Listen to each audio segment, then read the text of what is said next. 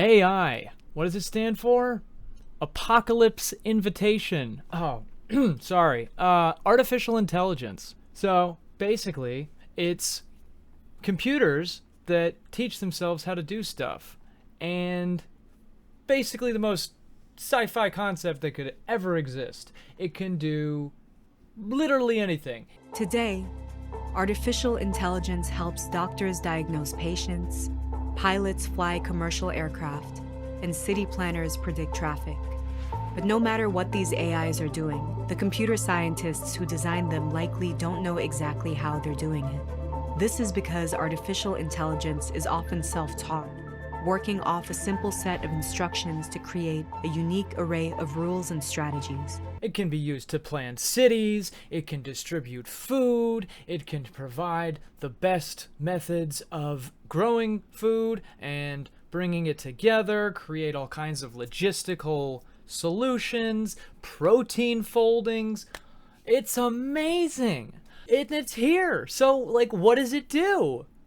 Scams, misinformation, and the end of the world. Palmer Luckey, he is the billionaire founder of Anduril,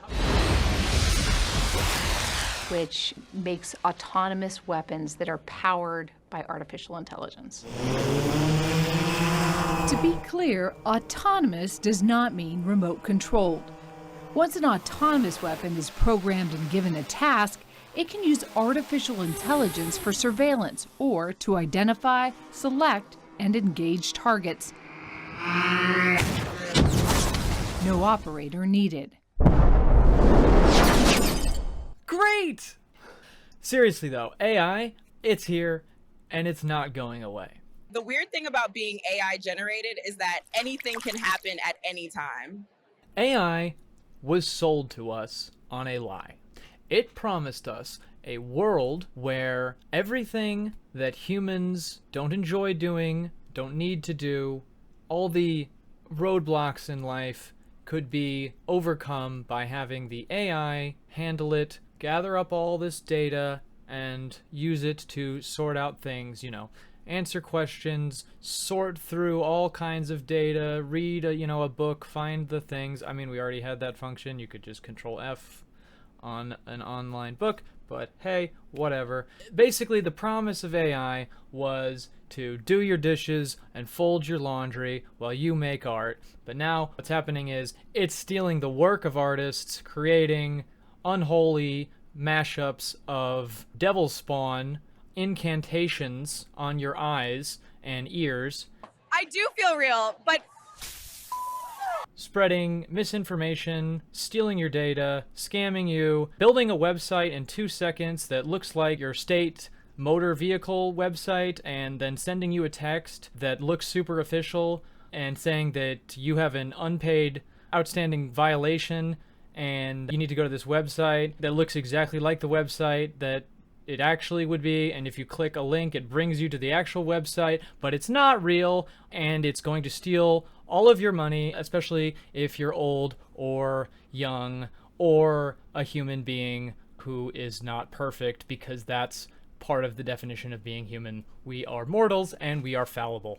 So there's this movie called Her. Her is a 2013 surrealist film about the complexity of human relationships through the lens of a man and a female-voiced AI computer assistant falling in love.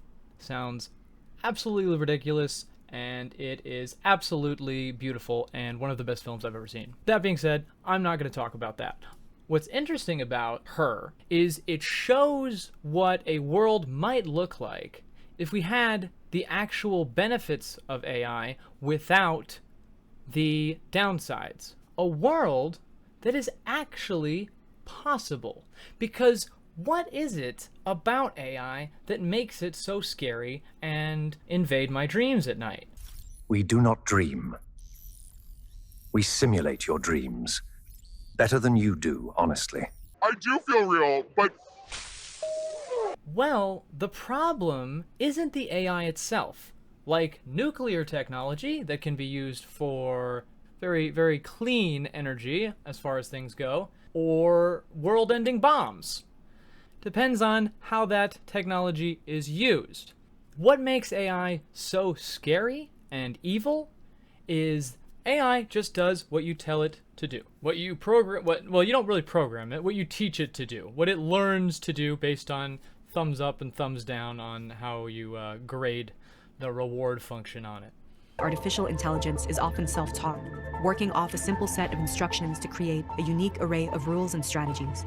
And through that method, it can iterate on itself and do anything from large language models, you know, the ChatGPT, to image generation, to the worst thing in the world, close to indistinguishable fake video that will completely destroy society.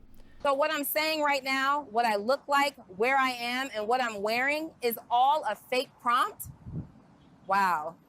But the thing that changes AI from amazing super technology that can bring us post-scarcity society to the literal end of the world and all possible trustworthy information ever again. I had an existential crisis this morning, realized everything's fake. News, friends, my plants, even my coffee said artificially flavored. Is capitalism. AI is considered intellectual property that is used not to benefit society by making pictures, folding proteins, you know, doing your homework for you.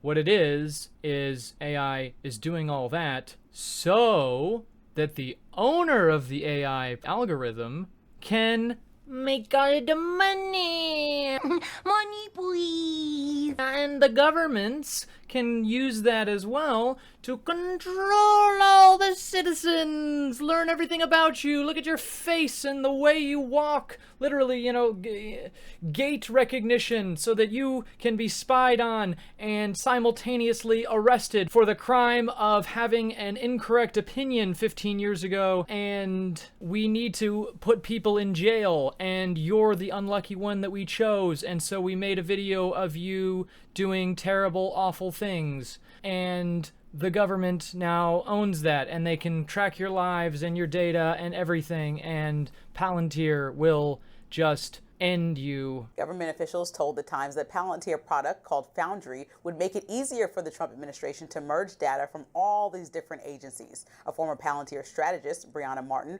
wrote on LinkedIn that she left over the company's expanding its work with ICE. You have AI. It can recognize people by the way they walk. We could use that for, you know, seeing if they might have a disease coming up. Or we could use that to track them down and bust in their doors and send them into a concentration camp. Expanding its work with ICE. You know, either one, right? Except it's usually the second one.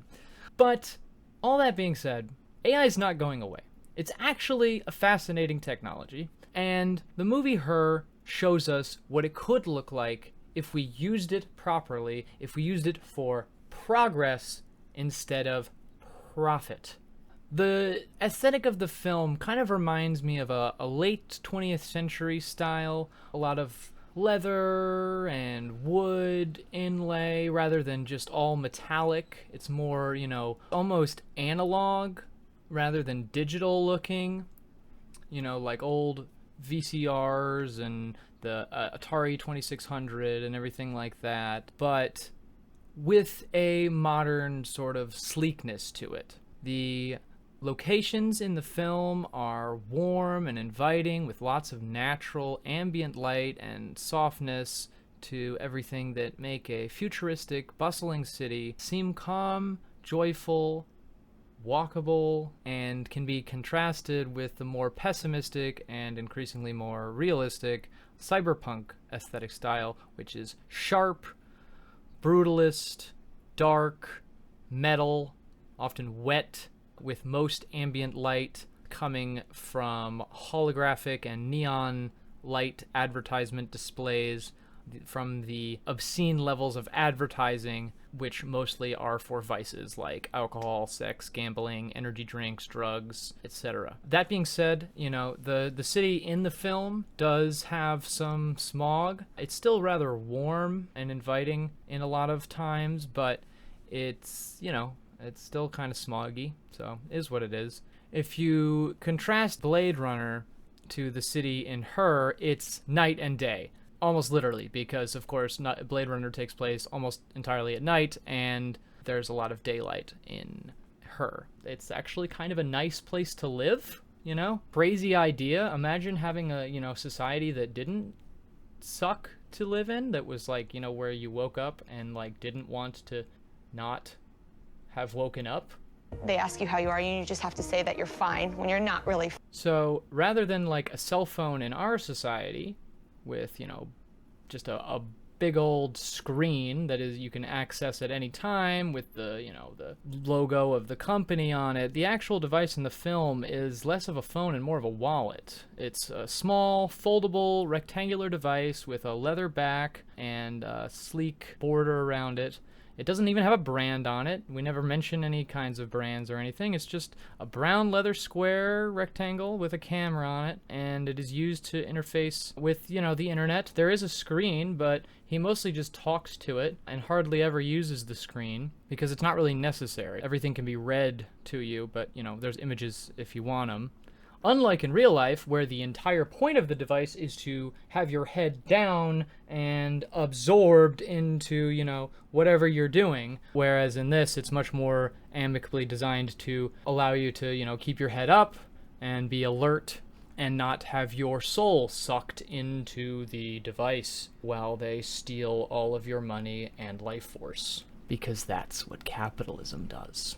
Hate to break it to you. When he finds the device, when he finds Samantha, which she names herself in the film, it's in a third place that's a mix of like a mall and a museum. It's from the only ad in the entire film, which is for the device, an OS as it's called. The first self-aware artificially intelligent OS. They've had artificial intelligence in the world for a while because he writes letters by speaking. They don't even have keyboards really. He speaks into a microphone and writes love letters for couples that don't have the time or rhetorical skills to write letters of how they feel. You know, they send in their handwriting samples and they explain their relationship to a little bit, you know, a little blurb or whatever.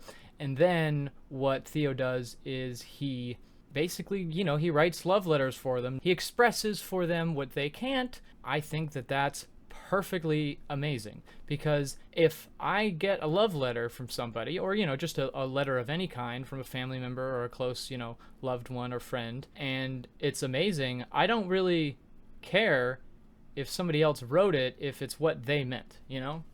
Especially because both partners often use this service. And that's like something that AI can do. I mean, you wouldn't even need a human being to necessarily write it, but that's the beauty of the world of Her, is humans do stuff. And obviously, you know, human-made stuff will always have a premium over AI stuff. Even though AI can print it out much easier, the company doesn't just fire all its employees and replace them with Hers, a bunch of OSs that just write the things themselves.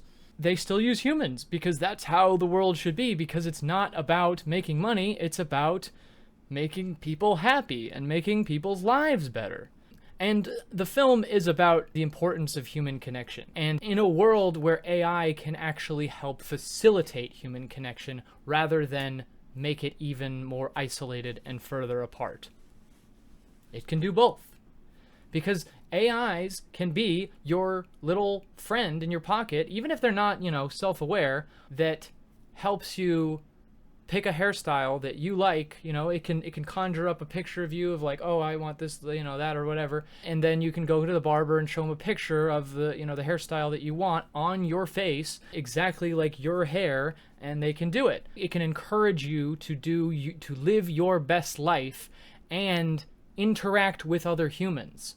And it can be all connected, such that, you know, other humans can meet up and stuff. It could make dating so much easier if the app was designed to use that data and you know, artificial neural network to connect people who have similar vibes and, you know, goals in life, instead of putting people on the app as long as possible and getting the matches just frequently enough to keep them there instead of actually finding a match so that they leave the app, because the app is supposed to make money. The app makes money when you're using it. If you actually successfully meet somebody, you don't use the app anymore, and so the app is incentivized to not actually match you with somebody. Crazy! People are like, oh, capitalism breeds innovation. The only innovation under capitalism ever is how to charge more money for less product or service.